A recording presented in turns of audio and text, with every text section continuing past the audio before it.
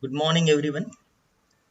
Today, our topic of discussion is classification of gears prepared by Vijay D. Patil. That is myself. I use this Creative Commons license CC by SA so that this PPT can be used, distributed, shared by everyone. So, I'm starting now the topic. This is activity as a part of assignment number 3 of the FBD program, Faculty Development Program. So, let us start with what is gear. So when we talk about the gears, we are talking about the power transmission devices which are transmitting the power from one shaft to another. So there are so many power transmission devices we generally use in the industry or in the machineries, like belt rope drive is one power transmission device. Chain is also one of the power transmission device, and gear is used mostly to transmitting the power with constant angular velocity ratio. So what is the difference between this belt rope drive and gears, which is in case of the belt or the rope drive, there is a possibility of the slipping of the belt or rope so that it reduces the velocity ratio. Okay, so the constant velocity ratio that cannot be maintained because of the slipping tendency of the belt. That's why it is not a positive drive.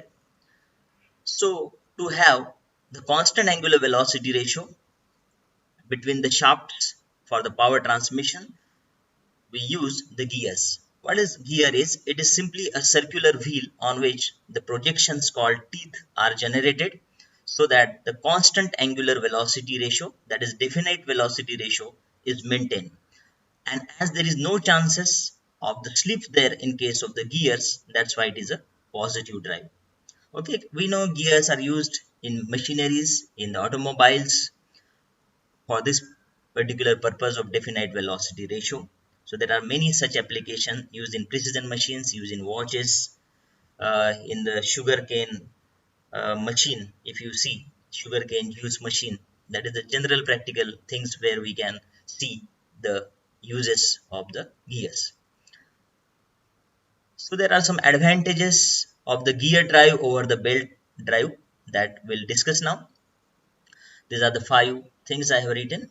First, as I said in the definition of the gear itself, it is transmitting exact velocity ratio, that there is no chances or there is no sleep there. That's why it is a positive drive. It transmits the large power. It has high efficiency, reliable service, and it can be used in the compact layout. So whenever there is a small space available, like in the automobiles, we use the gears to transmit the velocity ratio between the two shafts. Similarly, there are some disadvantages. First one is it requires special tool and equipment. There are various manufacturing processes by which the teeth are generated on the circular wheel or blank we say, and that is done by the special tool and equipment. It requires little special skill also.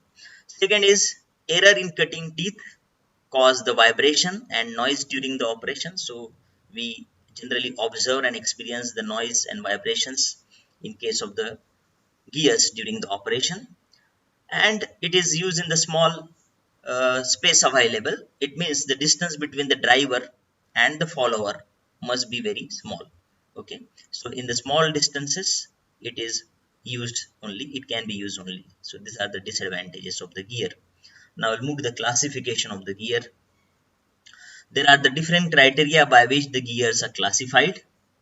The first criteria is according to the position of axis of the shaft. So gears are mounted on the shaft and they are transmitting the power from the one shaft to another with the constant or definite velocity ratio, as we know. So according to position of axis of the shaft, first criteria is when the shaft axes are parallel and coplanar. Coplanar means they are in the same plane and the shaft axes are parallel to each other. In that case, we may use spur gear or helical gear or rack and pinion. So spur gear are generally a straight tooth gear, means on the circular wheel the straight teeth are cut which are parallel to the axis of the shaft or the gear blank. Helical gear, in which the difference is instead of having the straight teeth there are inclined teeth that are being used. There are two types of the helical gear generally. One is single helical gear, in which there is only one inclined teeth that is being used on the blank of the gear tooth or gear wheel. Second is double or the herringbone gear. As the name suggests, there will be the two inclined teeth on the same circular blank that is used in the herringbone gears. So the end thrust, which is generally produced in case of the single helical gear, will be uh, taken care by the double helical gears, that is herringbone gears. The third type is rack and pinion. So rack is a straight line gear and pinion is a circular wheel. So in case of the gears, generally the larger wheel is always called as the gear wheel and the smaller wheel is called as the pinion. And rack is a straight line gear. It means the pitch circle radius of the rack is considered as infinite radius. Okay, so rack and pinion are then coming in the category of the parallel. Though rack is a straight line gear, but if you are going to make a circle out of that straight line gear, so you will see the shafts are coming parallel for the two circular wheels, rack and pinion. Okay. Now, second criteria of the classification is intersecting. Means when the axis of the shaft are intersecting at some angles, it may be anywhere between the 0 to 360, generally 0 to 180 in which they are intersecting. So the two shafts will be non-parallel. It means they are not parallel to each other, and coplanar. They are in the same plane. So for such a case, bevel gears we use, or that type of gearing called as bevel gearing. So it may be like spur or it may be like helical or spiral. What is like spur? Why it is said? If on such a gear there are the straight teeth and the shaft are intersecting, then that is called as a spur bevel gearing. And if the inclined teeth are there on the circular gear wheel, then that is called as a helical bevel gearing. But what is important here? The shaft shall not be parallel, but they shall be intersecting at some angle, and they are coplanar. Spiral, generally when we use curved teeth, it may be called as a spiral bevel gearing also.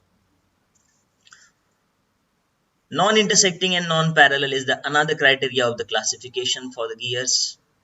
So when the shaft axes are not parallel to each other and they are not intersecting also and they are not in the same plane.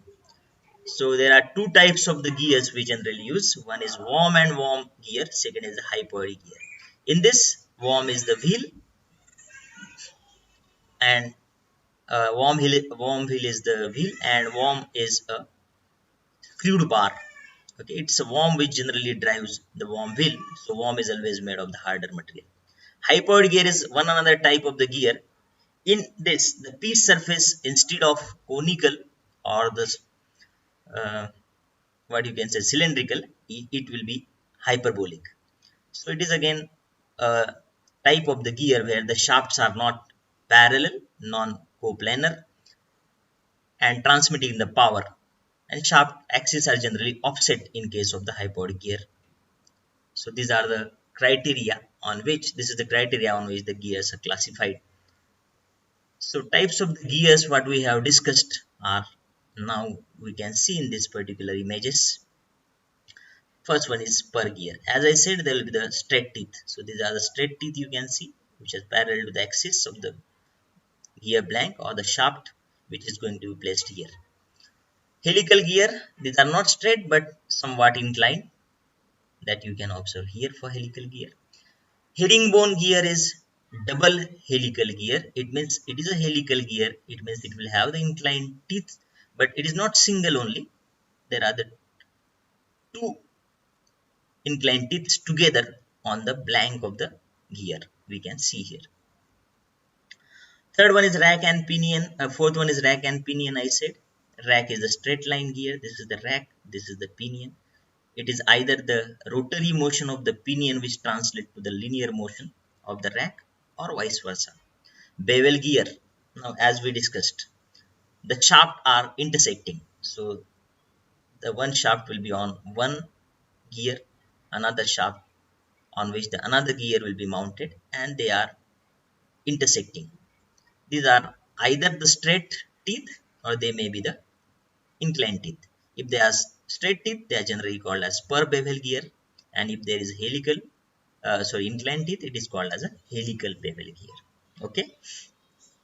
Now this is a spiral bevel gear. What is the difference we can see in the spiral bevel gear? That is, again, it will have the curved teeth generally.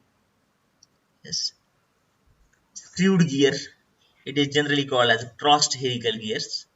We can see it is like the two shafts are not parallel and not intersecting as well. In case of worm and worm wheel, we can see the same thing.